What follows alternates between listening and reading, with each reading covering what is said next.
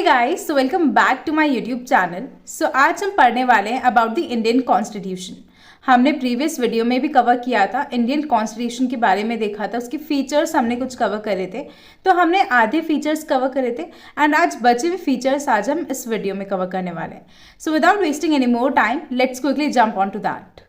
So before starting the video, अगर आपने previous part 1 नहीं देखा इंडियन कॉन्स्टिट्यूशन का, तो पहले जाइए एंड वो एक बार देख के आइए। आफ्टर दैट इस पार्ट को कंटिन्यू करना सो दैट आपको सारे फीचर्स एकदम क्लियर होंगे। ओके, सो पार्ट 1 की लिंक मैंने डिस्क्रिप्शन बॉक्स में दे रखी है, so you can go and check out there. So before moving further, हम एक बार फटाफट से रिवाइज कर लेते हैं कि हमने प्रीवियस वीडियो में कौन कौन से फीचर्स देख लिए थे। तो हमने जब इंडियन कॉन्स्टिट्यूशन की बात करी थी तो हमने बोला था Indian constitution is a unique constitution. Why? Because हमने बहुत सारे फीचर्स जो है अलग अलग कॉन्स्टिट्यूशन से बोरो करे हैं एंड उनमें मॉडिफिकेशंस किए हैं अपनी नीड्स एंड वांट्स के according. So that's why it is somewhere called as a unique constitution and इसके बहुत सारे फीचर्स ऐसे भी हैं जो उसको यूनिक बनाते हैं। ठीक है, तो हमने फर्स्ट देखा था lengthiest written constitution. It is one of the lengthiest written constitution in the world. That means हमने देखा था कि इंडियन कॉन्स्टिट्यूशन में कितने आर्टिकल्स है, पार्ट्स एंड स्केड्यूल्स है। अगर ये देखा जाए तो ये किसी भी कॉन्स्टिट्यूशन में इतने आर्टिकल्स, पार्ट्स या स्केड्यूल्स नहीं होते हैं, तो वो चीज़ हमने देखी थी।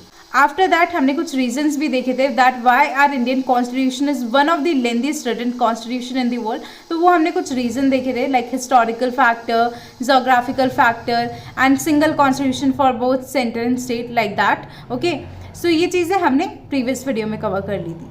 उसके बाद हमने सेकंड फीचर देखा था that it is drawn from various sources. That means हमारे इंडियन कॉन्स्टिट्यूशन को हमने जैसे बोला कि हमने अलग अलग कंट्रीज़ की कॉन्स्टिट्यूशन से लिया हुआ है। ठीक है, तो हमने कोई एक फीचर किसी एक कंट्री का उठाया, दूसरा फीचर जो है किसी दूसरी कंट्री का उठाया और उसके बाद उसमें मॉडिफिकेशंस किए अपनी नीड्स एंड वांट्स के अकॉर्डिंग। वो चीज़ हमने यहाँ पे देखी थी इस पॉइंट में, that is drawn from various sources. Okay, after that हमने देखा था blend of rigidity and flexibility, कि हमारा जो इंडियन कॉन्स्टिट्यूशन है वो कहीं ना कहीं रिजिड कॉन्स्टिट्यूशन भी है as well as flexible constitution भी है। तो यहाँ पे मिक्सचर है रिजिडिटी एंड फ्लेक्सिबिलिटी का। ओके, आफ्टर दैट हमने ये चीज़ डिस्कस करी थी कि हमारी यहाँ की गवर्नमेंट को क्वाजी फेडरल गवर्नमेंट बोला जाता है। अब ऐसा क्यों बोला जाता है? बिकॉज यहाँ पे कुछ फेडरल गवर्नमेंट के भी फीचर्स है एज वेल एज कुछ यूनिटरी गवर्नमेंट के भी फीचर्स है।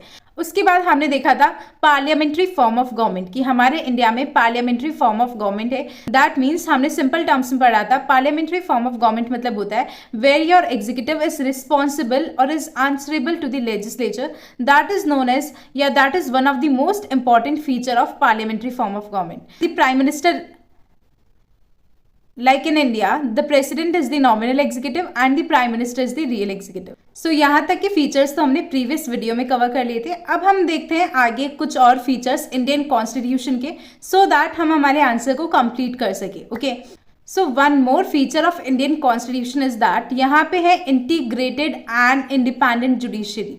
पहले तो हम इसका मतलब समझ लेते हैं। जुडिशरी का मतलब क्या होता है, पहले वो चीज़ हम समझते हैं। तो हमने देखा कि हमारी जो गवर्नमेंट होती है इसके 3 ऑर्गन्स होते हैं। One is legislature, other one is executive and the third one is judiciary.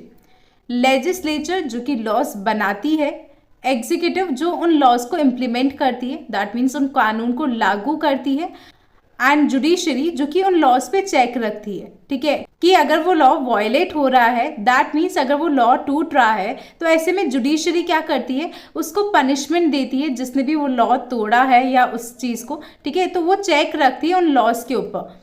Now integrated का मतलब क्या होता है एंड इंडिपेंडेंट जुडिशरी का मतलब क्या होता है, वो चीज़ हम देखते हैं। फर्स्ट ऑफ ऑल हम अगर देखें तो हमारी जो जुडिशरी है वो इंडिपेंडेंट है। दैट मीन्स हमारी जो तीनों ऑर्गन्स ऑफ गवर्नमेंट है वो इंडिपेंडेंट है। कि हमारी जो जुडिशरी है वो इंडिपेंडेंट है मतलब उसके काम में कोई और इंटरफेयर नहीं करता है, वो एक इंडिपेंडेंट जुडिशरी है। ऐसा नहीं है एग्जीक्यूटिव जो है जुडिशरी के काम में इंटरफेयर कर रहे हैं या फिर लेजिस्लेचर जो है जुडिशरी के काम में इंटरफेयर कर रही है, तो ऐसा कुछ नहीं होता। वो इंडिपेंडेंट जुडिशरी है, वो खुद के डिसीजंस खुद ले सकती है। नाउ इंटीग्रेटेड का मतलब क्या होता है कि हमारी जो जुडिशरी है वो एक चेन की तरह कनेक्टेड है। मतलब हमारी जुडिशरी में 3 टाइप्स की कोर्ट्स आते हैं। One is supreme court, other one is high court and the third one is lower courts, या हम कह सकते हैं लोकल कोर्ट्स। तो अब ये तो हमने देखा कि 3 टाइप के कोर्ट है, supreme court, high court and lower courts. तो अगर सुप्रीम कोर्ट ने कोई डिसीजन ले लिया है तो वो बाइंडिंग होगा हायर कोर्ट और लोअर कोर्ट्स के ऊपर, जो है वो डिसीजन बाइंडिंग होगा। मतलब वो उन डिसीजंस का डिनाई नहीं कर सकते हैं। मतलब हाई कोर्ट और लोअर कोर्ट को जो है वो डिसीजन एक्सेप्ट करना ही पड़ेगा, मानना ही पड़ेगा। कहते हैं कि हमारा जो इंडियन कॉन्स्टिट्यूशन है वहाँ पे इंटीग्रेटेड जुडिशरी है as well as independent judiciary है। इंटीग्रेटेड मतलब जहाँ पे वो कोर्ट्स के बीच में एक इंटीग्रेशन है, एक चेन की तरह वो कोर्ट्स कनेक्टेड है कि अगर हाई कोर्ट ने या सुप्रीम कोर्ट ने अगर जो डिसीजन ले लिया है वो लोअर कोर्ट को, अगर सुप्रीम कोर्ट ने डिसीजन ले लिया है तो वो high court and lower court दोनों को मानना पड़ेगा। एंड वैसे अगर कोई डिसीजन हाई कोर्ट ने ले लिया तो वो चीज़ लोअर कोर्ट को माननी पड़ेगी। तो ये चीज़ हमने देखी इंटीग्रेटेड जुडिशरी में। अब इस इंडिपेंडेंस को इंश्योर करने के लिए बहुत सारे प्रोविजंस भी बनाए गए हैं, जैसे कि सिक्योरिटी ऑफ टेन्योर ऑफ जजेस। जो जजेस होते हैं कोर्ट्स के अंदर उनका जो टेन्योर होता है, टेन्योर मतलब टाइम पीरियड, जिस टाइम पीरियड के लिए वो अपॉइंटेड है, लाइक 5 ईयर्स के लिए अगर अपॉइंटेड है तो that is tenure. Tenure means time period. तो उनका जो जजेस का टेन्योर है उसकी सिक्योरिटी कहीं ना कहीं उनको दी जाती है। सेकंड, फिक्स सर्विस कंडीशंस है सब जजेस के लिए, और जितने भी एक्सपेंसेस होते हैं सुप्रीम कोर्ट के वो सब कहाँ से दिए जाते हैं, कंसोलिडेटेड फंड ऑफ इंडिया से दिए जाते हैं। तो ये सब प्रोविजंस किस लिए बनाए गए हैं, to ensure the independence of judiciary. Now the next feature of Indian constitution is fundamental rights. हमारे कॉन्स्टिट्यूशन के पार्ट 3 में 6 फंडामेंटल राइट्स मेंशन है। अब वो कौन कौन से हैं वो चीज़ हम देखते हैं। First is right to equality. Article 14 से लेके आर्टिकल 18 के बीच में जितने भी राइट्स आते हैं ये सब राइट्स किस पे बेस्ड है, ऑन राइट टू इक्वालिटी। ठीक है, और ये प्लीज़ अगर लर्न कर सको तो इसको कर लेना, ये इंपॉर्टेंट है। अगर आप ये सब चीज़ें इंक्लूड करते हो दैट मीन्स एग्जामिनर को फिर से वही एक अच्छा इंप्रेशन जाता है दैट इनको एक्स्ट्रा नॉलेज है, कहीं ना कहीं इनको और भी चीज़ों की नॉलेज है। इस वजह से अगर ये आप इंक्लूड कर सको तो ज़रूर इंक्लूड करना कि राइट टू इक्वालिटी कौन से आर्टिकल्स में कवर होता है। लाइक इंडियन कॉन्स्टिट्यूशन के आर्टिकल 14 to 18 किसकी बात करते हैं, राइट टू इक्वालिटी की बात करते हैं। ओके, उनकी नाउ राइट टू फ्रीडम की बात होती है आर्टिकल 19 से लेके 22 के बीच में। एंड राइट अगेंस्ट एक्सप्लॉयटेशन की बात होती है आर्टिकल 23 से लेके 24 के बीच में। Right to freedom of religion की बात होती है आर्टिकल 25 से 28 के बीच में। कल्चरल एंड एजुकेशनल राइट्स की बात होती है आर्टिकल 29 एंड 30 में। And right to constitutional remedies की बात होती है आर्टिकल 32 में। अब ये जो फंडामेंटल राइट्स होते हैं these are justiciable in nature. That means अगर आपके कोई फंडामेंटल राइट्स को वॉयलेट कर रहा है, आपसे कोई आपका फंडामेंटल राइट छीन रहा है, तो आप कोर्ट में जा सकते हो और उस पर केस कर सकते हो। ठीक है, अब आपकी कुछ राइट्स ऐसे होते हैं जो आपसे कोई नहीं छीन सकता, लाइक आर्टिकल 20 और आर्टिकल 21 आपसे कोई नहीं छीन सकता। जैसे कि आर्टिकल 21 के अकॉर्डिंग आपका राइट है that is right to life, जीने का अधिकार है आपको। ठीक है, तो यहाँ पे ये चाहे कितनी भी नेशनल इमरजेंसी आ जाए या कुछ भी आ जाए, ये राइट्स कभी भी सस्पेंड नहीं होते हैं। कौन से, आर्टिकल 20 एंड 21। ओके, सो ये राइट्स कभी भी सस्पेंड नहीं होंगे। बाकी राइट्स नेशनल इमरजेंसी के टाइम सस्पेंड हो भी सकते हैं, बट आर्टिकल 20 एंड 21 जो है वो सस्पेंड नहीं हो सकते हैं। ओके, एंड ये जो फंडामेंटल राइट्स होते हैं ये एब्सोल्यूट नहीं होते हैं, इन पे कुछ रीजनेबल रेस्ट्रिक्शंस लगी हुई होती है। अगर मैं आपको कोई एक राइट दे रही हूँ तो मैं उस पर कुछ रेस्ट्रिक्शंस लगाऊंगी सो दैट आप उस राइट का जो है एक गलत तरीके से यूज़ ना करो। ठीक है, तो इस वजह से ये जो फंडामेंटल राइट्स होते हैं these are not absolute and they have reasonable restrictions on them. Now next feature आता है इंडियन कॉन्स्टिट्यूशन का, दैट इज फंडामेंटल ड्यूटीज। कि आपकी कुछ फंडामेंटल ड्यूटीज होती है जो कहीं लिखी हुई नहीं होती but these are your moral obligations कि आपको ये चीज़ें तो करनी ही है। जैसे एक होता है ना, अपन बोलते हैं कि ये चीज़ मेरा फ़र्ज़ है, ये मेरी ड्यूटी है, तो वो आपका एक मॉरल ऑब्लिगेशन होता है, आपको अंदर से वो चीज़ बोली जाती है कि हाँ ये चीज़ तो करनी है। ये आपको किसी ने फोर्स नहीं करा कि आपको ये करना है, बट एक आपकी मॉरल ड्यूटी है that you have to do this. तो वैसे ही कुछ फंडामेंटल ड्यूटीज़ जो है यहाँ पे मेंशन करी हुई है हमारे कॉन्स्टिट्यूशन में, वो क्या है वो चीज़ हम देखते हैं। नाउ जो हमारा ओरिजिनल कॉन्स्टिट्यूशन था उसमें कहीं पे भी फंडामेंटल ड्यूटीज़ की बात नहीं कर रखी थी। नाउ जो 86 कॉन्स्टिट्यूशनल अमेंडमेंट था उसने एक और फंडामेंटल ड्यूटी ऐड करी थी।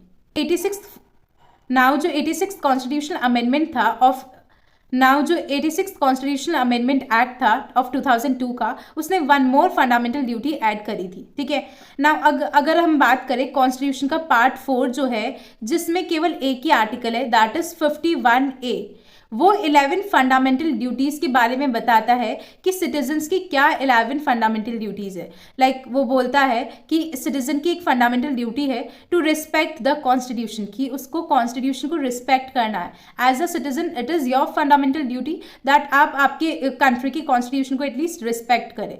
नाउ और किस किस चीज को रिस्पेक्ट करना बनता है? नेशनल फ्लैग को, नेशनल एंथम को, और क्या करें आप? सोवरेनिटी प्रोटेक्ट करके रखे। That means that you are free to take internal और external decisions, that is the meaning of sovereignty.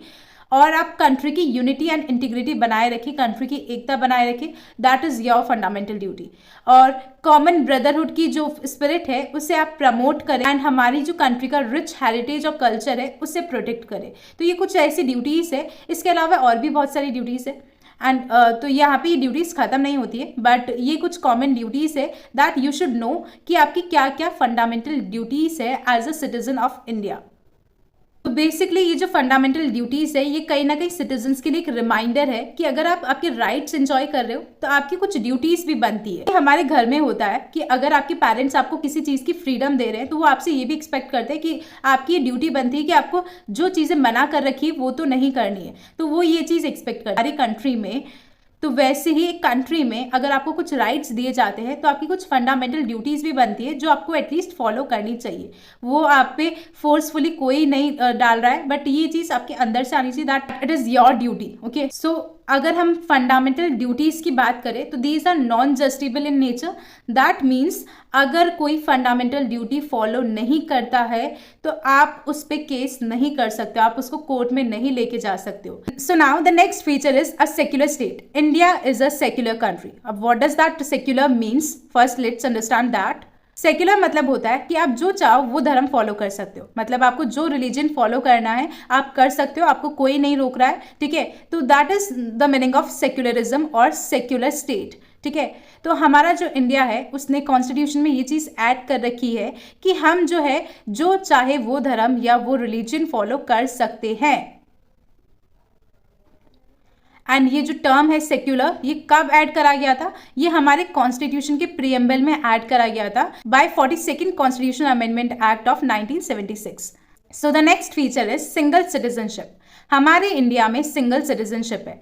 हालांकि इंडिया में डुअल पॉलिटी है, दैट मीन्स हम कहीं ना कहीं सेंटर एंड स्टेट में डिवाइडेड है, बट यहाँ की जो सिटीजनशिप है वो सिंगल सिटीजनशिप है। दैट मीन्स अगर आप इंडिया में रह रहे हो then you will call yourself as Indian, या फिर आपको अगर जो सिटीजनशिप चाहिए तो वो आपको इंडियन सिटीजनशिप मिलेगी। ठीक है, एंड आप कौन से एरिया में रह रहे हो वो चीज़ मैटर नहीं करती, आपको उस एरिया की सिटीजनशिप नहीं मिलेगी, आपको एक कंट्री की ओवरऑल सिटीजनशिप मिल रही है, दैट इज इंडियन। ओके, सो यहाँ पे हमारे इंडिया में सिंगल सिटीजनशिप है। दैट्स वाई मैंने आपको बोला था कि यहाँ पे कुछ फीचर्स यूनिटरी गवर्नमेंट के भी है एज वेल एज कुछ फीचर्स फेडरल गवर्नमेंट के भी है। So that's why it is called as quasi federal government. तो ये जो सिंगल सिटीजनशिप वाला फीचर है ये कहीं ना कहीं यूनिटरी गवर्नमेंट का है। एंड अगर हम यहीं पे यूएसए की बात करें तो अगर आप सिटीजन हो यूएसए के तो आपको केवल यूएसए की सिटीजनशिप नहीं लेनी पड़ेगी, एज वेल एज आपको उस एरिया की भी या उस स्टेट की भी सिटीजनशिप लेनी पड़ेगी जहां पे आप रह रहे हो, तो वहां पे डुअल सिटीजनशिप है, वेयर एज इंडिया में जो है वो सिंगल सिटीजनशिप है। अब हमारा नेक्स्ट फीचर आता है यूनिवर्सल एडल्ट फ्रेंचाइज, जिससे आप सब फैमिलियर होंगे। What is universal adult franchise? I guess everyone knows it, okay, but फिर भी मैं आपको क्लियर कर देती हूँ what is universal adult franchise.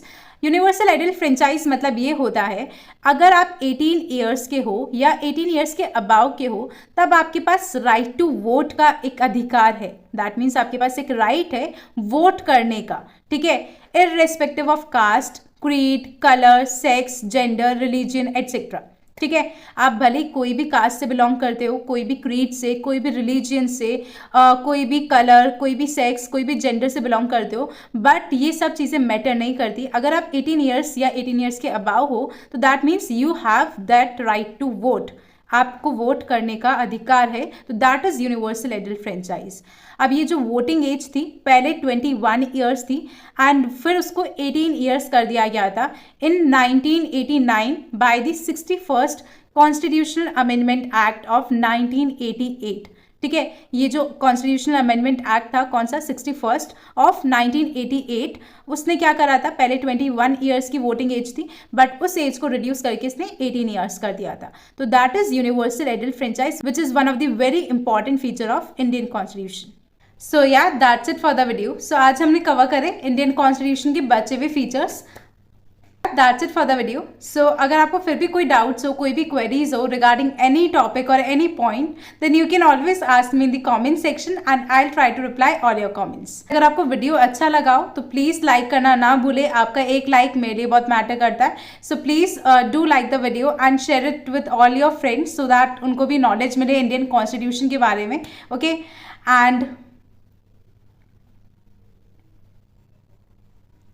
and don't forget to subscribe to my YouTube channel for more videos like this, and also do press the bell icon to get notified. So yeah, bye bye, take care.